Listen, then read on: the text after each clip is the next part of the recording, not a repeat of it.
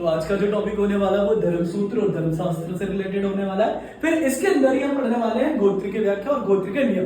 तो कहानी क्या है, ध्यान से समझना। सबसे पहले धर्मशास्त्र और धर्मसूत्रों में वर्णित बातें। सबसे पहले गोत्र, फिर विवाह के प्रकार, वर्ण व्यवस्था, अन्य वर्ण, जातीय व्यवस्था और संपत्ति। मतलब हमें इन सभी चीजों को पढ़ना है जो कहीं ना कहीं धर्मशास्त्र और धर्मसूत्रों में लिखी गई है। तो सबसे पहले मैं आपको बताता हूं गोत्र के नियम। हिंदू धर्म में मुख्य रूप से ऐसा माना जाता है कि प्रत्येक हिंदू किसी न किसी एक ऋषि मुनि के संतान रहे हैं। ठीक है, इन ऋषियों के नाम के अनुसार गोत्र निर्धारित किए गए। कहां? तो हिंदू धर्म में। क्लियर है? हिंदू धर्म में सभी की उत्पत्ति मुख्य रूप से 7 राशियों से मानी जाती है, इसलिए शुरुआत की गोत्र की जो संख्या थी वो कितनी थी? तो 7 थी।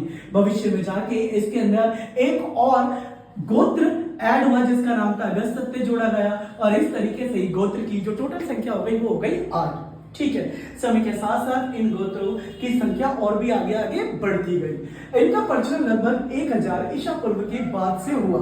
तो ये तो कहानी थी गोत्र की व्याख्या। अब पढ़ते हैं गोत्र के नियम।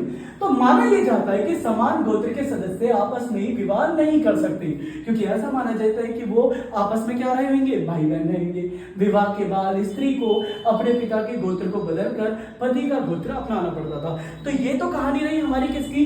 12th क्लास की हिस्ट्री, बंधुत्व, जाति तथा वर्ग वाला चैप्टर है, जिसमें महाभारत के कुछ अंश हैं, और ये सारे टॉपिक कहीं ना कहीं महाभारत से ही इंडिकेट करके यानी कि रिलेट करके आए हैं। तो मैं उम्मीद करता हूँ आपको चीजें समझ में आ रही होगी। बाकी की जितने भी कंटेंट है वो आपको आगे वीडियो मिलेंगे। धन्यवाद।